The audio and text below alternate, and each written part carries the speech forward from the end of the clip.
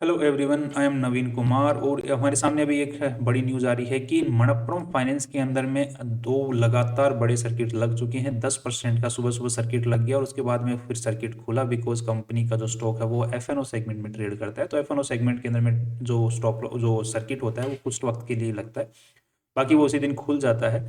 यहाँ पर जो है सर्किट खुला, फिर वापस से नीचे का सर्किट लगा, फिर से ऊपर जाने के बाद ट्राई हुआ, फिर वापस नीचे की तरफ में जाना स्टार्ट कर चुका है स्टॉक। तो यहाँ पे लगभग आज के दिन में 15 से 17% का ऑलरेडी नेगेटिव में जा चुका है। तो ये बड़ा रीजन, यहाँ पे बड़ा फॉल क्यों आया है उसके पीछे रीजन ये है कि आरबीआई ने इसकी जो जो मनप्पुरम फाइनेंस की एक सब्सिडरी है जिसका नाम है आशीर्वाद माइक्रो फाइनेंस लिमिटेड, इसके ऊपर में बैन लगा दिया कि आप और लोन नहीं बांट सकते भैया। आशीर्वाद जो माइक्रो फाइनेंस वाली कंपनी है, ये छोटे जो कारोबारी होते हैं, छोटे जो लोग होते हैं या फिर महिला जो लोग होते हैं उनको लोन देने का काम करती है, जो कि छोटे तबके के जो लोग होते हैं उनको, जिनकी ज़्यादा कैपेसिटी नहीं होती है, ज़्यादा हाई इनकम वाली कैपेसिटी नहीं होती है, उनको लोन देने का काम करती है। सो आरबीआई के कुछ गाइडलाइंस हैं उसके लिए, तो उन गाइडलाइंस को फॉलो इन्होंने नहीं किया, जो माइक्रो फाइनेंस से रिलेटेड गाइडलाइंस हैं उनको। तो आरबीआई का कहना है कि आपने जो रेट लगाई है, जो इंटरेस्ट चार्ज किया है अपने कस्टमर्स को, वो बहुत ज़्यादा है, जो कि आरबीआई रेगुलेशंस के खिलाफ है। तो जिसकी वजह से ये जो आपने इंटरेस्ट स्प्रेड चार्ज कर रहे हो over the cost of funds, तो वो आप बहुत ज़्यादा कर रहे हो। दैट मीन्स कि कंपनी जितने इंटरेस्ट के ऊपर में दूसरी, क्योंकि ये जो टाइप की कंपनी क्या काम करती हैं, दूसरी जगह से फंड उठाती हैं उनको कुछ इंटरेस्ट के ऊपर में, और फिर उसी फंड को किसी और को लोन पे देती हैं थोड़ा सा ऊपर इंटरेस्ट चार्ज करके। मान के चलिए यहाँ से 8% पे पैसा उठाया तो वहाँ आगे 15% पे दे दिया। तो आरबीआई के कुछ नियम बने हुए हैं कि आप 8% पे उठा के जो है आगे हाईएस्ट जो दे सकते हो वो 16% तक दे सकते हो या फिर 17% तक दे सकते हो। तो यहाँ पर कुछ नियम बने हुए हैं। उन नियमों के उल्लंघन के अंदर में कंपनी बहुत ज़्यादा चार्ज करी थी, जितना में उठा परसेंटेज में उठा रही थी। तो यही आरबीआई का कहना है कि आप बीच में बहुत पैसा कूट रहे हो यहाँ पर, जो कि जिस जिस कैटेगरी के लोगों को आप टारगेट कर रहे हो उनके साथ में बहुत ज्यादती है और आरबीआई के रेगुलेशंस के खिलाफ काम जा रहा है।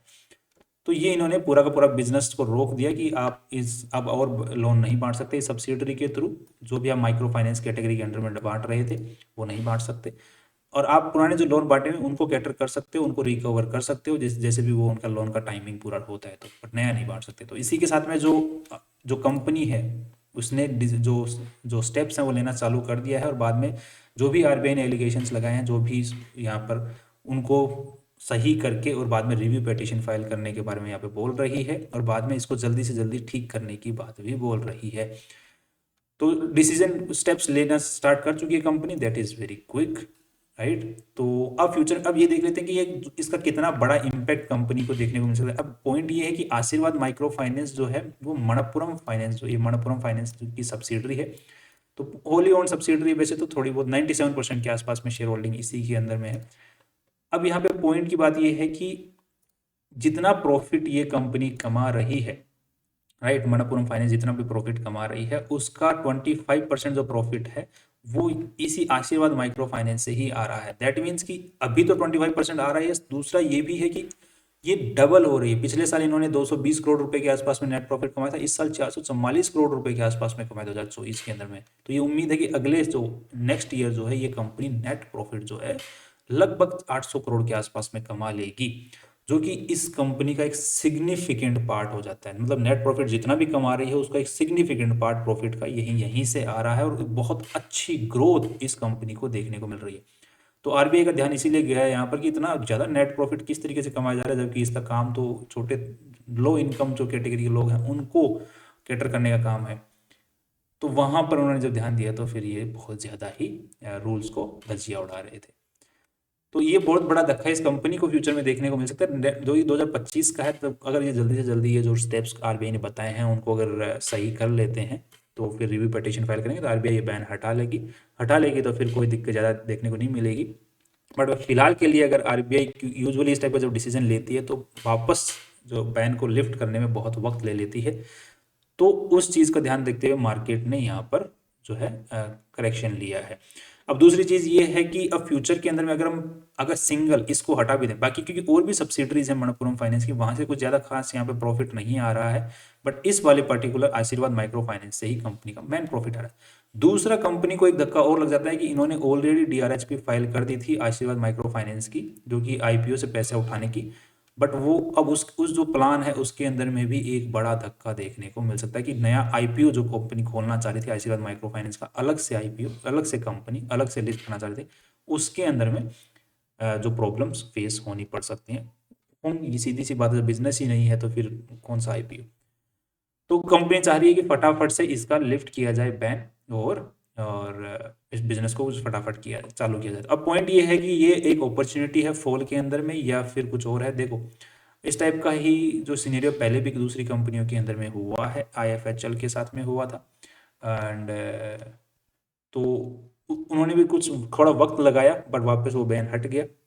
साथ में अभी जो रिसेंटली इसके अंदर में भी सेम ये डिसीजन लिया है, तो ये जल्दी से वो जो एडजस्टमेंट्स हैं, जो चेंजेस, बदलाव करेगी, तो उसके बाद में इनका भी लिफ्ट होने के चांसेस हैं, बट थोड़ा वक्त लग सकता है, जिसकी वजह से कंपनी के जो फ्यूचर के अंदर में जो प्रोजेक्टेड नेट प्रॉफिट्स हैं उनके अंदर में थोड़ा सा 2025 के अंदर में झुकाव है वो देखने को मिल सकता है। बट स्टिल कंपनी का अगर ये सोल्व जल्दी से जल्दी नहीं होता है, फिर भी कंपनी के जो नेट प्रॉफिट्स हैं वहां पर ज़्यादा कुछ खास फर्क नहीं, पी रेशियो में कुछ खास फर्क नहीं आएगा। क्यों नहीं आएगा? अगर हम लोग यहाँ पे चेक करेंगे, अगर स्टैंडअलोन बेसिस के ऊपर भी चेक करते हैं, जो कि इसका खुद का है, दैट मीन्स कि मणप्पुरम फाइनेंस अपने आप में ही कितना प्रॉफिट कमा रही है, दैट इज 1600 करोड़ के आसपास में कंपनी ने नेट प्रॉफिट 2024 में कमाया है। तो इसको अगर हम प्रोजेक्ट वाइज कर देते हैं, पिछले सालों के मुकाबले अगर प्रोजेक्शन देखते हैं, तो लगभग 2000 करोड़ के आसपास में तो ये कंपनी अकेले ही कमा लेगी, राइट। तो 2000 करोड़ के आसपास में अगर अकेली कमा लेगी, तो यहाँ पर 12,000 करोड़ रुपए का कंपनी का नेट जो साइज चल रहा है, तो उस हिसाब से अगर देखा जाए तो लगभग कंपनी का कितना, यहाँ पे 7 का पी रेशियो तो खुद का ही निकल के आ रहा है, राइट। अगर इसी 2007 का तो अभी निकल के आ रहा है, जिसको अगर हम लोग थोड़ा सा एक बार यहाँ पे चेक कर लेते हैं, 12,000 डिवाइडेड बाई 2000, तो यहाँ पे 6 का पी रेशियो तो इसका अकेले का हो जाएगा, राइट। और दूसरा चीज, इस कंपनी ने अब तक जो बिजनेस कर रखा है उसका प्रॉफिट तो कंपनी चर्न करनी ही वाली है, वो इंटरेस्ट रेट तो आने ही वाली है, और जब तक थोड़ा बहुत यहाँ पर बिजनेस के अंदर में हिंड्रेंस आने वाला है तो वो आने वाला है, बट जल्दी अगर कंपनी स्टेप्स पूरे कर ले तो एक रिव्यू पिटिशन फाइल करके वापस उसको चालू करवा सकती है।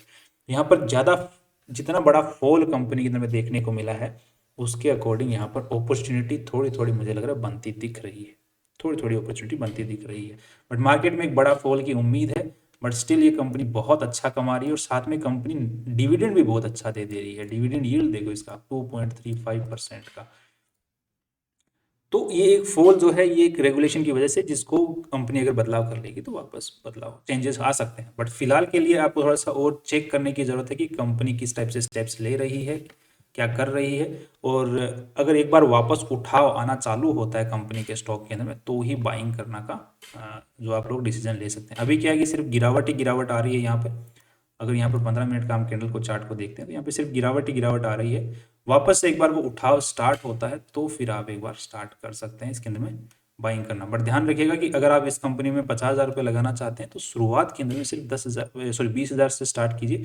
फिर अगर और नीचे गिरता भी है तो फिर आप उसको एवरेज कर पाएँ, क्योंकि ज़्यादा नीचे जाने की उम्मीद नहीं है, बिकॉज इसकी पेरेंट कंपनी ही इसकी जो मेन सोर्स ऑफ इनकम इस कंपनी की है। बट ये है कि ये जो जिसपे वो लगा है, बैन लगा है, वो भी इसका बहुत अच्छा एक बड़ा पार्ट थी इनकम का, और वो बहुत ग्रोथ वाली कंपनी थी।